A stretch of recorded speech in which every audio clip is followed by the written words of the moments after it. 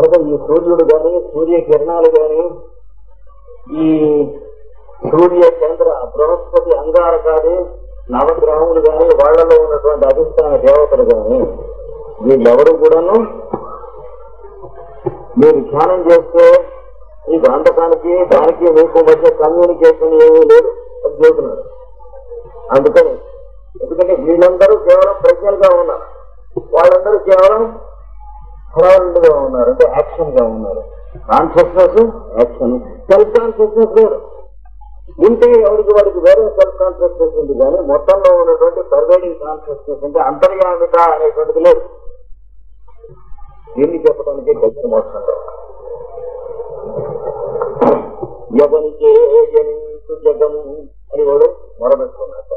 పేర్లు తెలియదు, ఇవన్నీ తెలియక ఇదంతా ఎవరి వల్ల పుడుతుందో, ఎవరి వల్ల ఉంటుందో, ఎవరి ఎందు ఎవరిలో వెళ్ళిపోతుందో, పరమేశ్వరుడు ఎవడు, మూల కారణం ఎవడు, అనాది మత్స్యడు ఇట్లా చెప్పి ఆత్మభూ వాడే ఇన్నిగా పుడుతున్నాడు, తనంతా తాను పుడుతున్నటువంటి వాడు ఈశ్వరుని శరణం గోరదని అన్నప్పుడు వీళ్ళందరూ వింటూనే ఉన్నారు.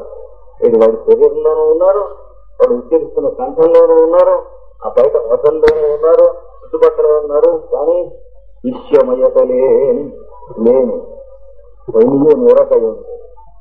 వాళ్ళకి విశ్వమయత్వం లేదు కనుక ఆ చేసిన ప్రార్థన యొక్క అడ్రస్ వాళ్ళకి సంబంధించింది కాదు కనుక ఆ మనేటర్ వాళ్ళు చూసుకుంటే పది వెళ్ళగలుగుతారు.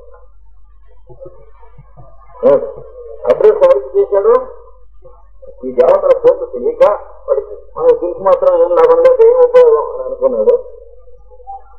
ఇందరిలో ఉన్నటువంటి అంతర్యానికి మృత్యత, అంతర్యానికి మృత్యతను ఎప్పుడైతే అన్నాడో వాడు పంపించినటువంటి ఆ మనేటర్ ఉండే భక్తి అది వీడెవడో దేవాలయంలో జోబులు విభూని పోస్ట్ లో బయటికి పార్సల్ చేయడానికి వీల్లేదు. పెద్ద మోసంలో ఈ సాధనకు సంబంధించినటువంటి స్థితులు చాలా ఇచ్చారు. ఇప్పుడు మనకు కావాల్సినంత వరకు వీళ్ళు బ్రహ్మభావన గలవాళ్ళు, వాళ్ళు కర్మభావన గలవాళ్ళు. బ్రహ్మభావన గలవాళ్ళు మనకు సనంతనాథులు, కర్మభావన గలవాళ్ళు సమస్త దేవతలు ఈ స్థావరాల దాకా ఇంకెట్ల దాకా. వీళ్ళెవరు ఈ హడావుల్లో ఉన్నారు, వాళ్ళు ఆడవాళ్ళలో ఉన్నారు. ఇక మూడో వాళ్ళు చదువుతున్నారు ఉభయభావనాథులు, హిరణ్య గర్భాలు. ఇక్కడ ఉన్నారు చూడండి ఉభయభావనాథులు, వాళ్ళు ఏమంటారు? హిరణ్య గర్భం ఉంటారు. హిరణ్య గర్భ సర్వర్తేక ఆధీత చుట్టూ తిరిగి మనం స్తోత్రం చేయటమే కానీ వాడికి అందేది చెప్పేది ఏం లేదు. ఎందుకంటే కోడి గుడ్డులో ఉన్నటువంటి కోడి పిల్లవాడు గుడ్డు బద్దలైన తర్వాత అలాగా దృష్టి కట్టవాడు బ్రహ్మే గారు, బద్దలు కాకుండా వాడు చేసేది ఏమీ లేదు.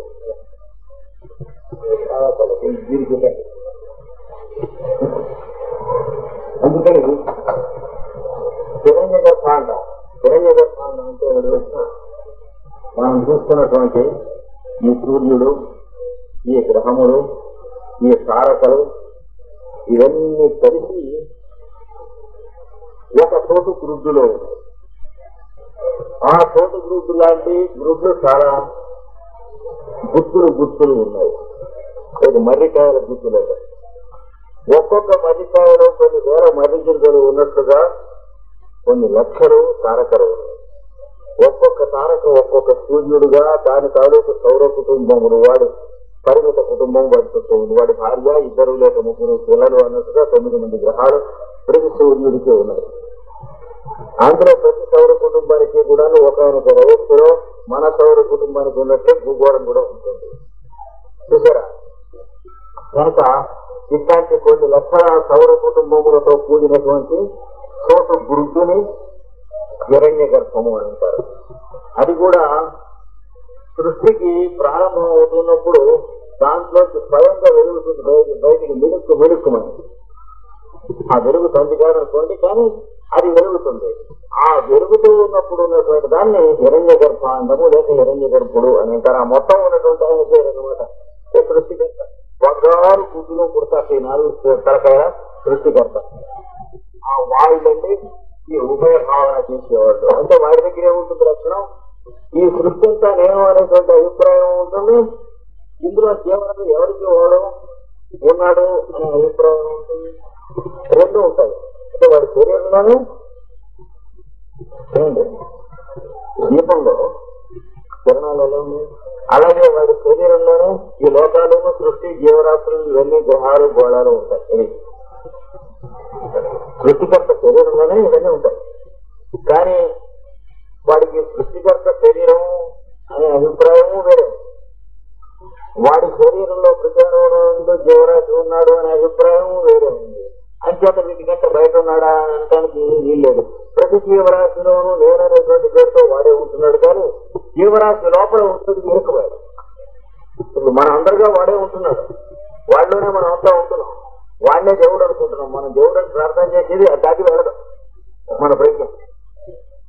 ఏమండి, మనం ఎవరినైతే దేవుడు సర్వాంతర్యామి అని అంటూ ఉంటామో అది మన మనస్సుకు అనేటువంటి విషయం కాదు. ఊరికే అంజలి కట్టించి తలకాయ వచ్చి స్తోత్రం చేయటమే కానీ సర్వాంతర్యామి గురించి తెలిసి కాదు. మనకు తెలియటం అనేటువంటిది హిరణ్య గర్భాండం దాటి ఏం తెలియదు. అలాంటప్పుడు ఏమవుతుంది దగ్గర వీడు ఉభయభావన కలవాలి. ఉభయభావన కలవాలంటే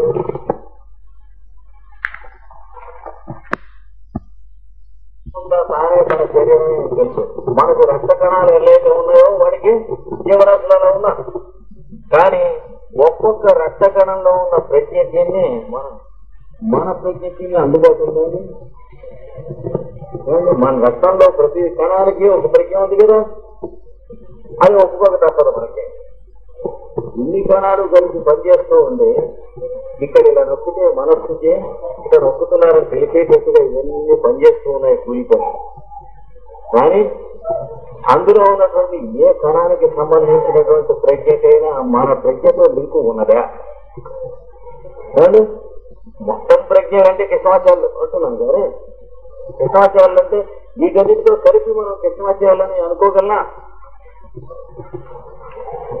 కనుక శరీరంలో ప్రతి అణువుకి ప్రతి కణకణానికి వేరువేరుగా ఒక ప్రజ్ఞ ఉంది. కానీ ఎలా ఉన్నది, ఆ కణంలో ఇది ఇరుక్కుపోయింది, పక్కన ఇంకో కణంలో ఉన్న ప్రజ్ఞతో లింకు లేదు. మనందరం కూడా ప్రతి ఒక్కరిలో జీవుడుగా సర్వాంతర్యామి ఉంటూనే ఉన్నాడు. కానీ ఎవరి మటుకు వాడు జీవిస్తూ వండుకుంటున్నాం, నేను మీకు మీరు నాకు కనిపిస్తున్నాం, కానీ మన ఇద్దరిలో ఉన్నవాడు ఇద్దరికి కనిపిస్తున్నాడా చూస్తే ఇలా ఘోరిస్తున్నారు. ఏది ఈ హిరణ్య గర్భుడును వాళ్ళలో ఉన్నటువంటి జీవరాశులు ఇంకా వాళ్ళేం చేస్తారు కనుక ఇది ధ్యానం చేసినా మనం రక్షించేది ఉభయభావన చేస్తున్నవాడు. కొంచెం అంటే 10 మాట చదువుకోవాలి, అంతకంటే చేయలే విషయం. మళ్ళా ఒక మాట చూడాలి. భావనాత్రయం పెట్టి దాన్ని చెప్పారు. బ్రహ్మభావనయు కర్మభావనయు బ్రహ్మకర్మ ఉభయ భావనయు 3 రకాలు. అందు బ్రహ్మభావనాయుతులు అనంతనాథులు. మేము ఇదంతా వ్యాపించి ఉన్నాము అని గుర్తున్నటువంటి వాడు సనక సనందన సనత్ కుమార సనత్ సుజాతులు. దేవాది స్థావరావరులకు ప్రాణులందరూ కర్మభావన భావకులు. దేవతలు మొదలుకొని చెట్ల దాకా ఉన్నటువంటి జీవరాశులు సంవత్సరం కూడాను కర్మభావన అంటే వాళ్ళు ఏం ఆచరించాలో అది ఆచరించడం కోసం తొట్టుపోత చెందడం తప్ప మీకు మోక్షం ఇచ్చే టైం ఎక్కడుందండి, మీకు ధారణ ఇచ్చేటువంటి టైం ఎక్కడుంది వాళ్ళకి ఉన్నాడు. ఎవడు ప్రయాణ పడాలో వాడు ఉంటూ ఉంటాడు. ఎడుతూ బలానా ఊరు బండి ఏదైతే నడితే చెబుతాడా? రైలు కోసం పరిగెడుతున్నారు వాళ్ళు. పరిగెడుతున్న వాళ్ళని ఒక్కొక్కరిని పట్టుకుని ఏమంటే ఈ బయట ఎవరు నడుస్తుంది ఉండవా అని పరిగెడుతుంటాడు. వాడికి అందులోనే వస్తాడు. నీకు ప్రయాణంలో రైలు బండి చెప్పి నాయన నువ్వు ఆ బండి ఎక్కువ జాగ్రత్తగా అని చెప్పేటువంటి టైం వాళ్ళకి లేదు. ఎందుకంటే నువ్వెంత ఇన్సెక్యూర్ గా ఉన్నావు, వాళ్ళు అంత ఇన్సెక్యూర్ గా ఉన్నారు. బొంబాయిలోను కలకత్తాలోను లేకపోతే విశాఖపట్నంలోనూ ఇలాంటి ఏ దిక్కుమాలిన ఊళ్ళోనూ ఉద్యోగం చేస్తున్న వాడు చాలా వరకు ఆయన బస్ స్టాండ్ ఏదైనా ఎలాగ పరిగెడుతూ ఉంటాడో అలా ఉంటూ ఉంటారు వీళ్ళంతా. వాటి గురించి నువ్వు ధారణ చేస్తే లాభం అన్నాడు. వాడికున్నా కూడా నువ్వు ధారణ చేసుకోవాలి, అంతకంటే చేసేది లేదు. కనుక బ్రహ్మభావన చేస్తే అంటే మూడవ వాళ్ళు హిరణ్య గర్భాదుడు ఉభయ భావన. ఈ మొత్తం అంతా దేంతో చేయబడ్డదో అది హిరణ్య గర్భం. ఆ హిరణ్య గర్భాన్ని ధ్యానం చేస్తే వాడిందులో ఉండి సృష్టిస్తున్నాడు. వాడి దేహం నుండి జీవరాశులందరూ సృష్టింపబడి ఉన్నారు. వాడికి దేహంలో ఉన్న జీవరాశులకి మధ్యన కనెక్షన్ లేదంటో మనం జీవరాశులు వాడిలోనే ఉంటున్నాం కానీ వాడు ఎంత ఉంటున్నావా? ఎవరికి వాడు సొంతంగా స్థలం కొరకు ఇల్లు పెట్టుకుని ఉంటున్నావా? వాడే మధ్య రిజిస్టర్ చేసుకున్నావా లేదా మన పేర? ఇంకా మరి ఇది ఆ తండ్రికి ఈ బిడ్డలకి ఉన్న సమస్య అన్నాడు. చతుర్ముఖుడికి మనకే ఉన్నది. వాడు చెప్పారు వాడికి కూడా సంసార బాధలు ఉన్నాయి. ఇలా కొడుకులు దబాయించడం, కూతురు దబాయించడం మనం చేస్తున్నట్టే. వాడితో సమాధానం మన ఏదో వెళ్ళిపోదాం రా అని ఉంటున్నాం మనం అంతా. కనుక జ్ఞానం ఎందుకు చేయటం అన్నాడు. ఇది కూడా వస్తారు కొంచెం విషయం కొత్త కనుక వేరుగా ఉంటుంది. భావన అనే మాటకు అర్థం దాని గురించి ఊహించుట, ధ్యానించుట అనే అర్థం కాదు. సహజంగా వాడి మనస్సు ఏ లెవెల్లో ఉంటుందో దాన్ని భావన అంటాడు. ఇప్పుడు చీమ ఉందనుకోండి, చీమ మన ఒంటి మీద బాగుతూ ఉంటుంది, మనం రోడ్డు మీద నడుస్తూ ఉంటాం. చీమ మనస్సు మన మనస్సు ఒకరంగా పనిచేస్తూ ఉంటుందా? ఆ తేడానే భావన అంటాడు. చీమకి చీమ భావన ఉంటుంది, మనకు మన భావన ఉంటుంది. కుక్కకి కుక్క భావన అది బిజీగానే ఉంటుంది పని కదా. చీమ బిజీగానే ఉంటుంది, బిజీగా ఉన్న పరిగెత్తు. అది ఎక్కడ దానికి ఏం కావాల్సిన ఆహారం పరిగెడుతూ ఉంటుంది. మనం ఏదో పతంజలి యోగ సూత్రాలు, కృష్ణదేవరాయలు, కరెంటు బయలవడం దీంతో మనం ఆడాడుతూ ఉంటాం. కుక్క ఏం చేస్తుంది అంటే పోతూ చాలా బిజీగా ఉంది కూడా కొంచెం టైం చూస్తున్నా అక్కడ ఏదైనా ఎక్కువగా ఉందని సైకిల్ దాని మీద కాలితో ఎక్కువ చేసిపోతుంది.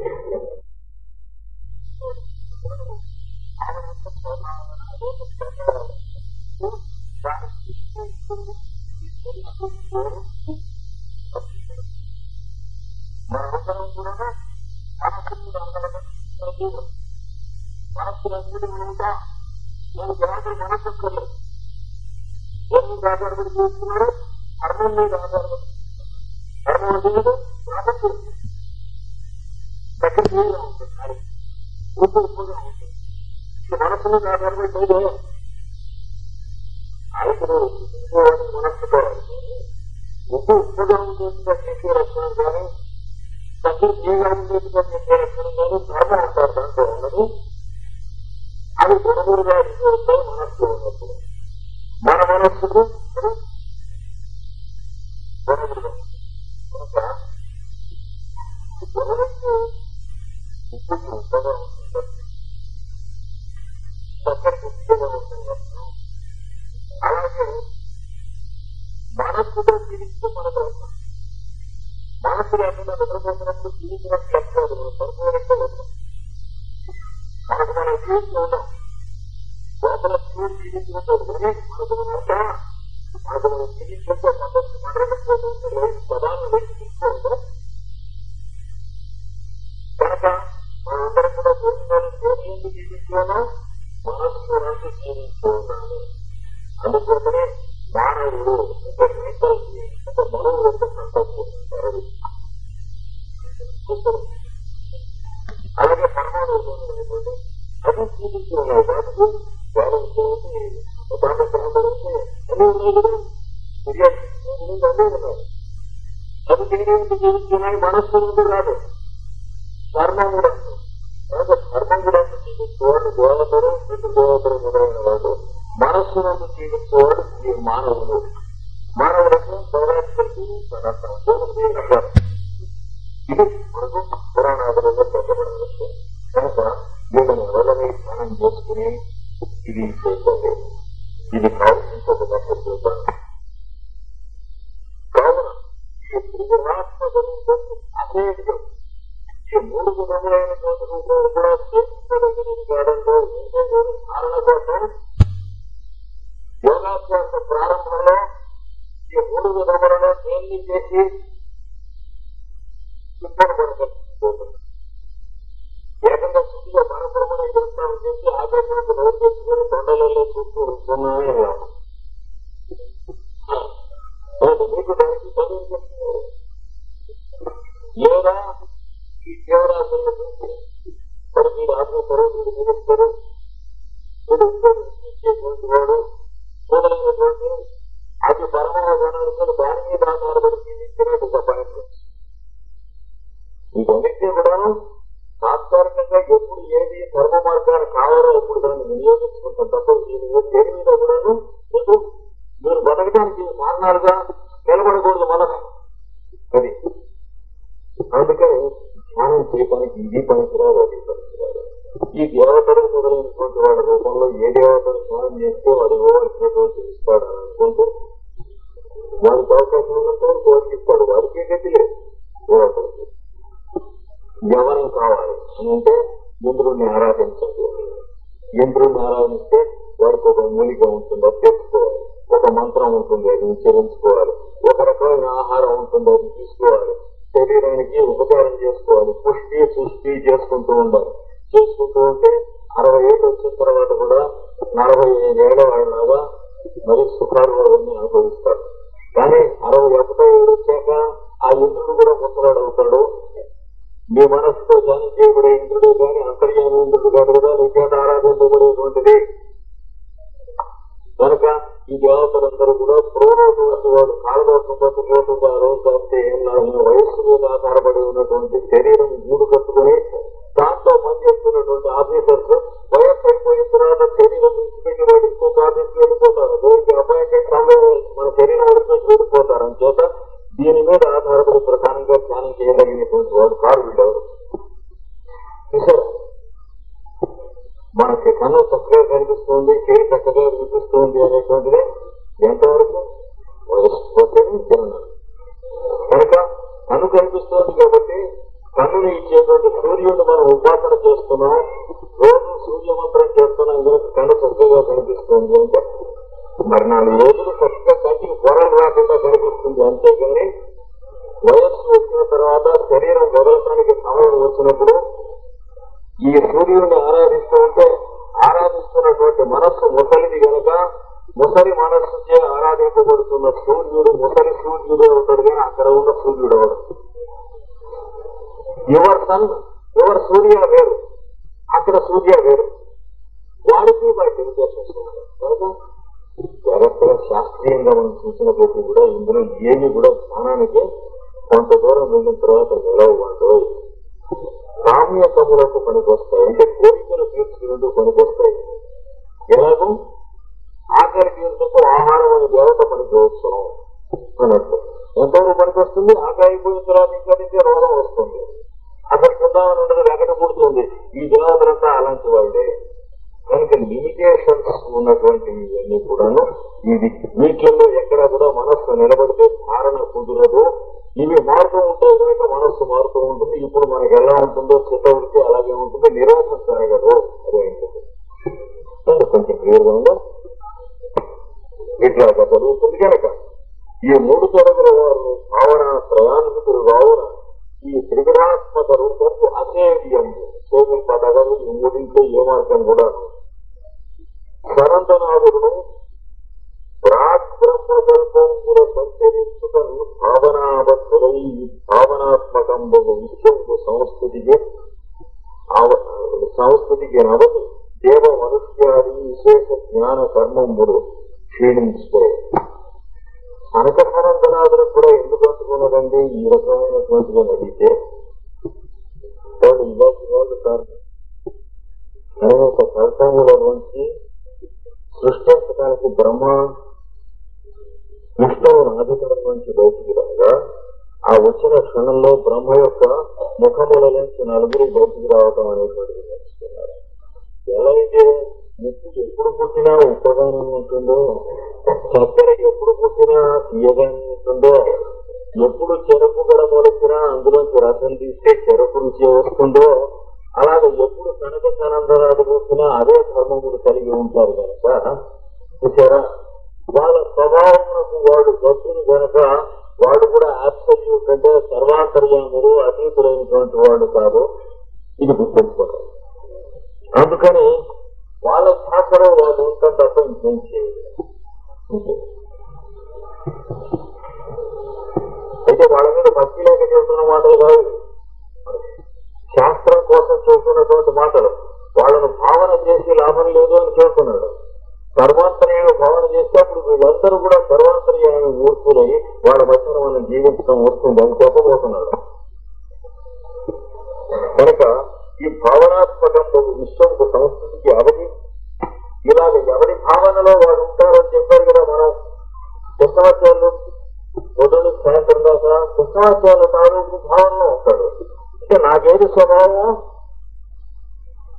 ఆ రకంగా నిద్ర లేవటం, ఆ రకంగా లేచిన తర్వాత మిగతా వాళ్ళు నిద్ర లేచారు లేదో చూడటం, ఆ రకంగా లేచి ఏదో నా స్వభావానికి తగినట్టుగా ప్రేయర్ చేసుకుంటాం నలుగురితో కూర్చుని, నా స్వభావానికి తగినట్టుగా లేచి పండు తోముకుంటాం, స్నానం చేయటం, నా స్వభావానికి తగినట్టుగా ఆ కాఫీలో పాలో మొదలైన తీసుకుంటాం, ఆహారాలు తీసుకుంటాం, మాట్లాడటం, చూడటం, నడవటం, నా స్వభావానికి తగినట్టుగా అలవాటు చొప్పున ఇక్కడి నుంచి నా ఆఫీస్ దగ్గరికి వెళ్ళటం రోజు, అక్కడ నా స్వభావానికి అలవాటుకి తగినట్టుగా నిన్న ఎంతవరకు అయితే పని చేసుకుని ఆచారం ఆ పని ఇవాళ మళ్ళీ చేయడానికి ప్రయత్నించడం అందరూ అంతే కదా. కనుక ప్రతి ఒక్కడు కూడా తన స్వభావం ఉన్నది, స్వభావానికి తగినటువంటి కర్మ ఆచరణ చేసుకుంటూ వెళుతూ ఉన్నాడు. స్వభావ సుప్రవర్తతే అన్నాడు భగవద్గీతలో. స్వభావం ప్రవర్తిస్తూ ఉన్నది. ఇలాంటి మనకు పరమావధి ఏమిటి? ఈ మన స్వభావం అనేటువంటి హరించి నశించుట అది పరమావధి. అప్పుడేం జరుగుతుంది? సర్వాంతర్యామి భావన నిలుస్తుంది. ఈ దేహం ఉంటుంది కానీ దేహంలో ఉన్న వాళ్ళం మనం కావటం మానేసి అన్నిట్లోనూ ఉన్నటువంటి వాడే ఉంటాడు, వాడితో పాటు మనం కూడా ఉంటూ ఉంటాం. మన స్వభావం ఉండదు. ఇంకా అది పరమావధి అండి. అంటే భావన ఆగిపోవటం పరమావధి. అంటే స్వభావ భావన ఆగిపోతే అంతర్యామి భావన అనేటువంటిది దాంట్లో పునఃప్రతిష్ఠితం అవుతుంది. ఇది మొత్తం పరమావధి. ధ్యానానికి కానీ యోగానికి కానీ అన్నిటికి కానీ అది ఆయన చూద్దాం. అంటే కృష్ణాచార్యులు వాసన వేస్తూ ఉంటాడు, వెంకట్రామయ్య వాసన వేస్తూ ఉంటాడు. ఇది పోయి అందరూ గంధపు చెక్క వాసన వేయటంలాగా కృష్ణాచార్యులు సంతకం పెడితే కృష్ణాచార్యుల సంతకం వేరే తెలుస్తుంది, వెంకటేశ్వరరావు సంతకం పెడితే వెంకటేశ్వర స్వామి సంతకం వేరే తెలుస్తుంది. లేకపోతే బ్యాంకులో సంతకాలు పెట్టి డబ్బులు వేస్తారండి, ఎవరి సంతకం అందరి సంతకం ఒకేలా లభిస్తారా? కనుక ఇలా ఎవరి వస్తువులు వాడితే ఎవరి సంతకం వాడితే అనేటువంటి స్థితి తొలగిపోయి అందరికీ ఒకరి తాలూకు పేరే ఒకరి తాలూకు సంతకమే వచ్చి వీడి స్వభావం అంటూ ఉండకుండా లోకాతీతము దివ్యము అంతర్యామిత్వం చెందినటువంటిది అయినటువంటి స్వభావం ఇనుముకు అయస్కాంతం అబ్బినట్లుగా, అయస్కాంత లక్షణం అబ్బినట్లుగా లౌకికమైనటువంటి వ్యక్తిగత ప్రత్యేక స్వభావము మాయమైపోయి అలౌకికము లోకాతీతమై దివ్యమైనటువంటి అంతర్యామిత్వం అనేటువంటి స్వభావం దీని యందు ఆవిర్భవించి ప్రత్యక్షమగుట పరమావధి. అది అంకితం.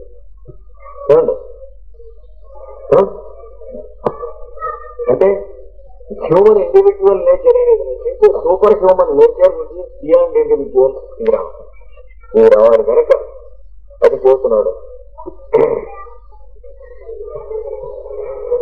విషయంకు సంస్థితికి అవధి ఏమిటో చేస్తున్నాడు. దేవ మనుష్యాన్ని విశేష జ్ఞాన కర్మకు క్షీణించుతాయి. వీడు దేవతలు, వీడు మనుష్యుడు, ఇది కుక్క, ఇది పంది అని వాటి స్వభావానికి తగినట్టుగా కర్మలు చేస్తున్నాను చూడండి. భావన కలిగి ఆ కర్మను ఈ భావన ఇవన్నీ నశించడం అనేటువంటిది అది పద్ధతి అన్నాడు. అతి విశ్వంపై చోటు హిరణ్య గర్భాదుల కంటే అన్యము ఇట్లాంటి మనం చూస్తున్న విషయం చూస్తే ముందు మీరు నేను కనిపించాం. మీరు నేను కానీ కాకుండా చూస్తే ఈ సూర్యుడు ఎక్కడి నుంచి వస్తుందంటే జగత్తంతా, అంటే ఇది సోలార్ సిస్టమ్ కదండి, సూర్యుడిలోకి వెళ్ళిపోతుంది అంటాం. అత్యాత్మకంగా సూర్యుడు ఎక్కడి నుంచి వస్తున్నాడు?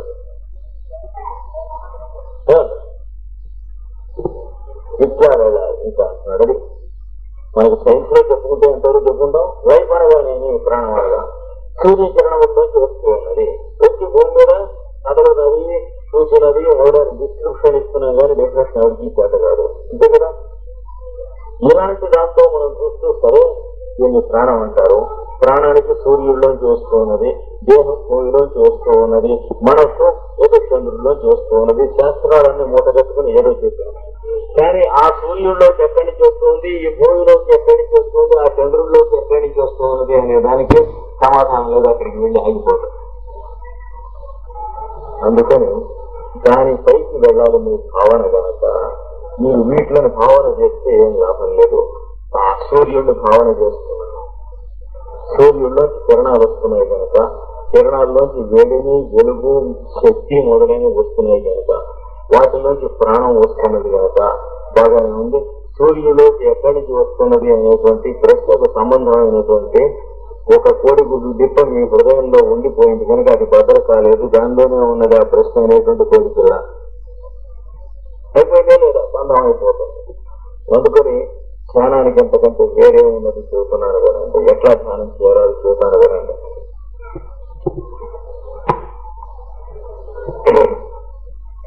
అట్టి విశ్వం వైతోటి హిరణ్య గర్భాదుల కంటే అన్యములు పరాక్షము ఇది ముక్త రూపము అమోత్తంబయుండునని మొదల సూచించింది కదా.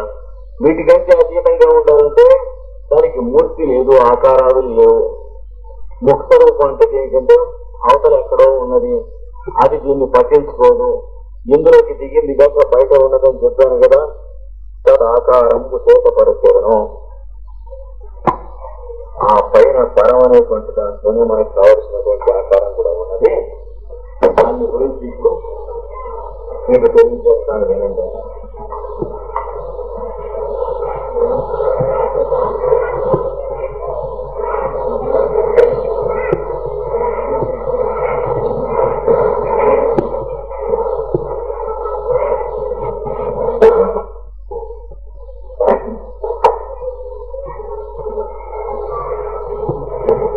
మన యొక్క నుంచుని స్నానం చేస్తున్నాం. మనం నుంచున్నటువంటి భూగోళం ఉన్నది. ఈ భూగోళం ఏ సూర్యుడు ఉన్నదో అలాంటి సూర్యగోళం. ఈ సూర్యుడు ఈ గ్రహాలు ఎన్ని ఉన్నాయో, ఇట్లాంటి సౌరగోళాలు ఎన్ని అయితే ఉన్నాయో అందులో చోటుకి వచ్చిన తిరిగి వచ్చిన చోటు ఉన్నది. ఆ చోట్లో ఏమున్నది? అవ్యక్తము అమూర్తము ఉన్నది. అవ్యక్తాన్ని ధ్యానం చేసి లాభం లేదు, వీడిని ధ్యానం చేసి లాభం లేదు, వీడిని ధ్యానం చేసి లాభం లేదు, వీడిని ధ్యానం చేసి లాభం లేదు. దేన్ని ధ్యానం చేయాలి? ఇవన్నీ ఎవరి ఎంతున్నాయో అని ఒక వాక్యం పెట్టుకోండి. వాడు వేరు, ఇవి వేరు. ఇవి వాడిలో ఇరుక్కునే ఉన్నాయి. దీన్ని ధ్యానం చేస్తే నీకేమి ఉండవు కనుక ఇది ఒక్కటే వస్తువు. ఏ వస్తువు చూసినా ఇది ఏ అంతర్యామి అని దిమిడి ఉన్నదో, ఇది ఏ అంతర్యామి అని దిమిడి ఉన్నదో, ఇది ఏ అంతర్యామి అని దిమిడి ఉన్నదో ఈ వాక్యం ఒకటి పుచ్చుకోండి. అప్పుడు ఈ సూర్యుడు ఏ అంతర్యామి అందు పుట్టి వెలుగుతున్నాడో, ఈ నువ్వు ఏ అంతర్యామి అందు పుట్టి వెలుగుతున్నావు, నువ్వు నుంచున్న భూగోళం దాంట్లో ఉన్నటువంటి కోటాను కోట్లైనటువంటి పరమాణువులు కూడా ఏ అంతర్యామి ఎందైతే పుట్టి వెలుగుతున్నారో అలాంటి నువ్వు ధ్యానం చేస్తే ఏం తెలుస్తుందంటే ఈ ధ్యానం చేద్దాం అనేటువంటి భావన కూడా ఏ అంతర్యామి అందు నీకు పుట్టిందో అనేది వస్తుంది. అప్పుడు తాళం మీ చేతికి అందుతుంది. అంటే ధ్యానం చేద్దామని మనకి ఎట్లా అనిపించిందండి? ఏది లేదండి, కొన్ని షార్ట్ కరెంట్స్ వస్తాయి అనిపిస్తుంది అంటారు. వీళ్ళ షార్ట్ కరెంట్స్ ఎందుకు వస్తాయి? వీళ్ళు పొగరేకి వస్తాయి. అందరికి ఒకరారావే. మీకు ఎలా ఎందుకు వచ్చింది, వారికి ఎలా ఎందుకు వచ్చింది, వీరికి ఎలా ఎందుకు వచ్చింది, నాకు ఎలా ఎందుకు వచ్చింది? ఈ ప్రశ్న మాటిమాటికి మనం గుర్తు చేయడం పేరే గాయత్రి మంత్రం.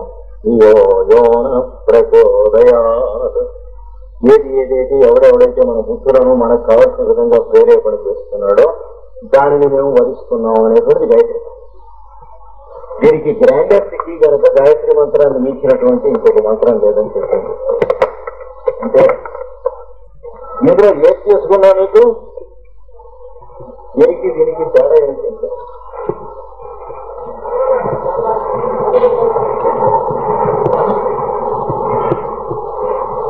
చపాతీ తింటున్నాడు ఎవరు ప్లేట్లో, 3 చపాతీలు చేసుకున్నారు మా దగ్గర ఉన్నారు.